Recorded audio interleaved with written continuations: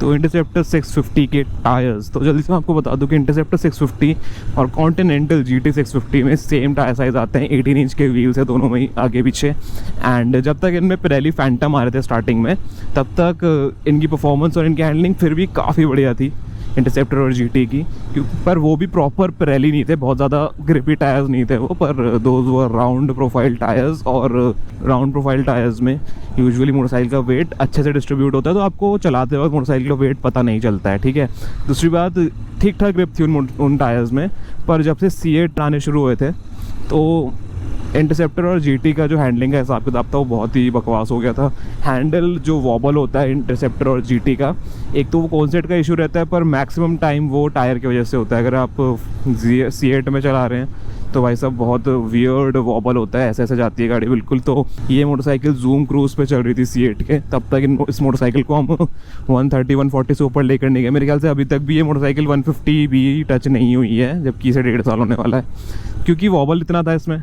अब इसके tyres change हो चुके हैं, रेड स्टैंड डल चुके हैं, एंड मैंने आज चलाई है मोटरसाइकिल तो दिल खुश हो गया। जितना मेरा अंदाज़ा था उतना बढ़िया काम कर रहे हैं ये टायर्स, ठीक है। इसमें और C8 के टायर में फ़र्क क्या है, क्योंकि रेट का अच्छा खासा डिफरेंस है। मेरे ख्याल से 7,000-8,000 के आपको C8 के टायर्स पड़ने वाले हैं, और ये आपको पड़ने वाले हैं 11.5 to 12.5 थाउजेंड रुपीज़।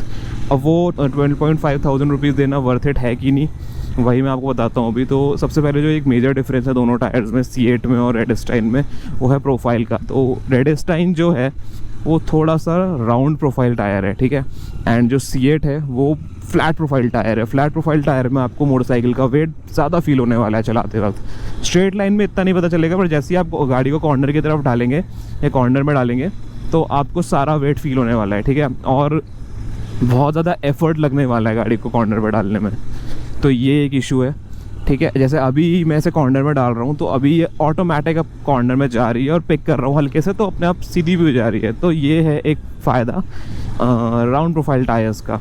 और C8 में क्या होता था, वियर्ड मोटरसाइकिल चलती है बड़ी अजीब सी, फ्रंट एंड अलग फील होता है, रेयर एंड अलग फील होता है, तो बहुत ऑड हिसाब किताब रहता है। एंड उस टायर की जो ग्रिप थी वो काफ़ी बुरी लगी मुझे, क्योंकि इसको कॉर्नर पे, हाई स्पीड कॉर्नर पे अगर आप मिड कॉर्नर थ्रॉटल दे दो फुल, तो वो टायर आउट हो जाता था, वो अपनी ग्रिप छोड़ देता था, क्योंकि obviously it's 47 bhp motorcycle, 52 newton metres of torque, it has got loads of torque. और अगर पावर बैंड में आपने इसका थ्रॉटल घुमा दिया कॉर्नर पे, तो ऑब्वियसली आउट होगी अगर ग्रिप नहीं होगी टायर में। तो यही हुआ करता था इसमें। एंड हैंडल बार जो वॉबल होता है ना इंटरसेप्टर का, वो भी यही इशू है। फ्लैट प्रोफाइल टायर जो उसमें C8 का आता था, उसकी वजह से इसमें वॉबल इशू बहुत ज़्यादा था। लकीली इन टायर्स के साथ तो ये इशू नहीं आने वाला है।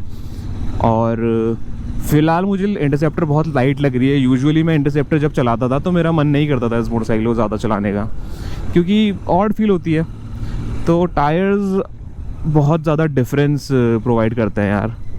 और एक वियर्ड बात है, जो रॉयल एनफील्ड की आदत है, कुछ ना कुछ अजीब देना ही अपनी मोटरसाइकिल में। तो 18 इंच के व्हील किसी मोटरसाइकिल में नहीं आते, बॉर्नेविल वगैरह में भी नहीं आते हैं, और हार्ले डेविडसन में आते हैं कुछ मॉडल्स में 18 इंच का व्हील।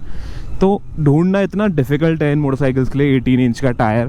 तो ज़्यादातर लोग जो है वो डलवाते हैं इसमें राल्को स्पीड ब्लास्टर, जो कि भाई बिल्कुल मत डलवाओ राल्को स्पीड ब्लास्टर। इंटरसेप्टर के लिए तो बिल्कुल नहीं है, चाहे आप इसे 100 की स्पीड पर चला रहे हैं, पर इसके लिए बिल्कुल नहीं है, क्योंकि यार वो एच रेटेड भी नहीं है tyre. H rated tyres are capable of doing 210 kilometres per hour, ठीक है, और ये टायर एच रेटेड है। दूसरा जो राल्को स्पीड ब्लास्टर है, उसकी speed limit, maximum speed limit 150 kilometres per our. तो अगर आप उसे गलती से 150 पे कंटिन्यूस चला देंगे तो मेरे हिसाब से it's not a safe tyre. तो मतलब इंटरसेप्टर में लोग लगवाते हैं क्योंकि मजबूरी हो जाती है, टायर ही नहीं मिलते हैं। तो इंटरसेप्टर में आप वो टायर मत लगवाओ, ये बहुत ज़्यादा ज़रूरी है। अगर आप एक हाई परफॉर्मेंस मोटरसाइकिल रख रहे हैं तो भाई टायर्स अच्छे डलवाओ, ठीक है। MRF के टायर्स भी आते हैं, पर मैं वो रेकमेंड नहीं करूँगा, क्योंकि वो भी फ्लैट प्रोफाइल है, उतना मज़ा आपको नहीं आएगा गाड़ी चलाने में। और सारा जो मुद्दा है ना, जो ये वीडियो का मोटिव है, वो यही है कि एक 47 bhp मोटरसाइकिल डिज़र्व करती है एक ग्रिपी सेट ऑफ टायर्स, ठीक है। और रेडस्टाइन आपको निराश नहीं करने वाला है इस चीज़ में। C8 के साथ तो बहुत बुरा एक्सपीरियंस रहा है मेरा। मेरे वीडियो में, मेरी चैनल पे आपको वीडियोस मिल जाएगी जहाँ मैं प्योर साउंड रिकॉर्ड कर रहा हूँ इंटरसेप्टर का।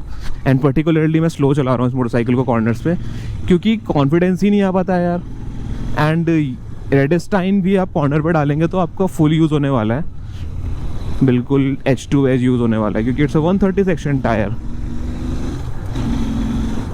इंटरसेप्टर में टायर्स का काफ़ी इशू है, पर जब से रेडिस्टाइन आया ना, अब तो फैक्ट्री से भी आने लगा है, पर जिनके पास पहले से है, जिनको चेंज करवाना है, वो ये टायर डलवा सकते हैं। It's a brilliant tyre. ठीक है, लाइफ की अगर मैं बात करूँ तो मेरे हिसाब से 10,000 किलोमीटर भी अगर ये इतनी हैवी मोटरसाइकिल पे चल रहा है तो बहुत बढ़िया है। मेरी मोटरसाइकिल में डोमिनार पे सॉफ्ट कॉम्पाउंड टायर डला हुआ है, अपोलो अल्फा, और वो मुझे प्रोवाइड करता है 10,000 किलोमीटर की लाइफ, 9,500-10,000 किलोमीटर की। तो that's more than enough for a heavy motorcycle with loads of performance.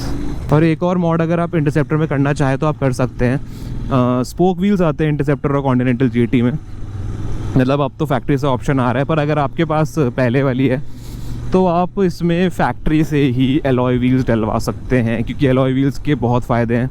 Puncture हो गई अगर गाड़ी तो भैया इसके टायर पूरे निकालना पड़ता है, पूरा व्हील खोलना पड़ता है, एंड ज़रूरी नहीं है आपको हर जगह तगड़े मैकेनिक मिलेंगे जो इसका काम अच्छे से कर दे। तो जिनकी ये मोटरसाइकिल है विजय भाई की, वो भाई टायर डलवाने के बाद घूमने गए थे एंड पंचर हो गया। पंचर होना is not a bad thing, puncture कहीं भी हो सकता है। तो पंचर हुआ ये टायर और इंटरसेप्टर बैठ जाती है भाई, बिल्कुल इसे खदेड़ना पड़ता है या साइड में खड़ा करना पड़ता है, इसको आप लेके नहीं जा सकते क्योंकि इट्स अ ट्यूब टायर। ठीक है, ट्यूब कट सकती है और ट्यूब भी इसकी बहुत ढूंढ के मिलती है। तो जिसने पंचर बनाया इस गाड़ी का, उसने पिछला व्हील जितने चौड़े में निकाला, जितने मज़े में, वो लगा नहीं पाया उतने मज़े में, एंड नुकसान ये हुआ कि इसकी ABS वायर कट गई। तो फिलहाल इस मोटरसाइकिल का ABS नहीं चल रहा है। तो ये भी एक इशू है कि बार बार अगर मोटरसाइकिल खुलेगी तो कुछ ना कुछ नुकसान हो सकता है। तो जल्दी से कंक्लूजन की बात कर लेते हैं भाई। आपको इंटरसेप्टर में ये टायर डलवाने चाहिए और कॉन्टिनेंटल GT में डलवाने चाहिए। तो मेरे हिसाब से तो भाई बड़ा सा हाँ है, क्योंकि टायर्स से बहुत बड़ी प्रॉब्लम थी इस मोटरसाइकिल में मेरे हिसाब से। तो टायर्स आप जितना जल्दी हो सके, या अगर आपको अभी बदलवाने हैं तो रेडिस्टाइन ही प्रेफर करना, मतलब स्टॉक व्हील में आपको डल जाएगा 18 इंच में, and the performance will be very very good. कोई आपको इशू नहीं आने वाला है। ठीक है, हैंडलिंग आपकी इंप्रूव होने वाली है, ब्रेकिंग आपकी इंप्रूव होने वाली है, क्योंकि ग्रिपी टायर है। ठीक है, इनमें अगर आप ब्रेकिंग यूज़ करेंगे अपने मोटरसाइकिल की तो ब्रेक्स आपको बहुत ज़्यादा सही लगने वाले हैं। तो ये एक फ़ायदा है। दूसरी बात आ जाती है भाई फिर हाई स्पीड स्टेबिलिटी की। ये टायर्स काफ़ी स्टेबल हाईवे पे, अगर आप क्रूज़ करेंगे 130-140 पे भी, जो ये मोटर बहुत इजीली प्रोवाइड करती है आपको इतनी अच्छी क्रूजिंग स्पीड, तो आपको मज़ा आएगा बहुत ज़्यादा, और आपको कॉन्फिडेंस भी अच्छा खासा देने वाली है मोटरसाइकिल। तो अब यही था इस वाली वीडियो के लिए। इंटरसेप्टर 650 GT 650 के लिए the best set of tyres रेडिस्टाइन। तो like, share, subscribe, link is in the description for the Instagram handle, and as always, ride safe and keep riding hard.